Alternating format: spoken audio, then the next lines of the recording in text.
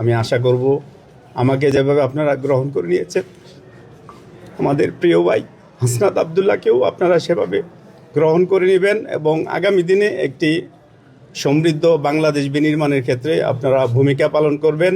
দেবিদ্বার আসনে বাংলাদেশ জামাত ইসলামীর সম্মানিত আমির ডাক্তার শফিকুর রহমানের নেতৃত্বে যে ইসলামী দল এবং দেশপ্রেমিক সমমনা রাজনৈতিক দলগুলোকে নিয়ে যে জোট গঠন করা হয়েছে, সেই জোটের পক্ষ থেকে কুমিল্লা ৪ দেবিদ্বার আসনে এনসিপির মনোনীত প্রার্থী, জুলাই আন্দোলনের সম্মুখ সারির নেতা এবং এনসিপির দক্ষিণাঞ্চলীয় মুখ্য সংগঠক হাসনাত আবদুল্লাহ মনোনয়নপত্র আমরা জমা দিয়েছি।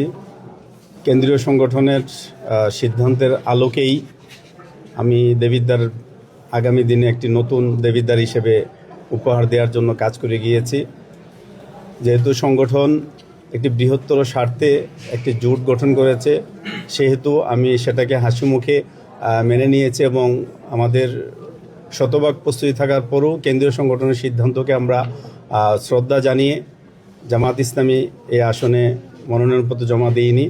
তো আমরা আমাদের এই জোটের মনোনীত প্রার্থী হাসনাত আবদুল্লাহকে বিজয়ী করার জন্য কেন্দ্রীয় সংগঠনের নির্দেশনার আলোকে আমাদের সকল দায়িত্বশীল এবং কর্মী যারা বিগত সময়ে দাঁড়িপাল্লা প্রতীককে বিজয়ী করার জন্য আপনারা কাজ করেছেন, আমি আশা করব আমাকে যেভাবে আপনারা গ্রহণ করে নিয়েছেন, আমাদের প্রিয় ভাই হাসনাত আবদুল্লাহকেও আপনারা সেভাবে গ্রহণ করে নেবেন এবং আগামী দিনে একটি সমৃদ্ধ বাংলাদেশ বিনির্মাণের ক্ষেত্রে আপনারা ভূমিকা পালন করবেন।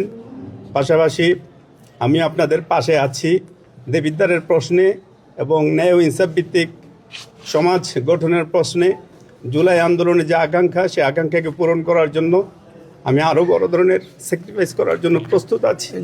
আপনারা আমার জন্য দোয়া করবেন, আমি যেন আপনাদের সাথে থেকে আগামী দিনে আমাদের এই প্রিয় দেবিদ্বারের মানুষের যে আকাঙ্ক্ষা আমাদেরকে ঘিরে তৈরি হয়েছে, সেই আকাঙ্ক্ষার অংশীদার যেন আমিও হতে পারি।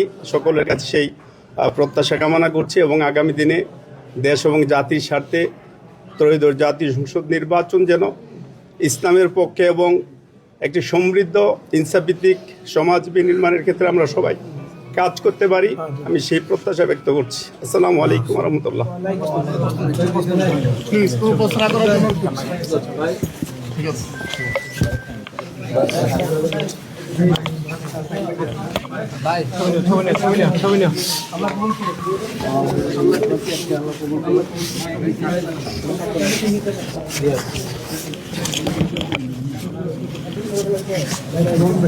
তোর কাছে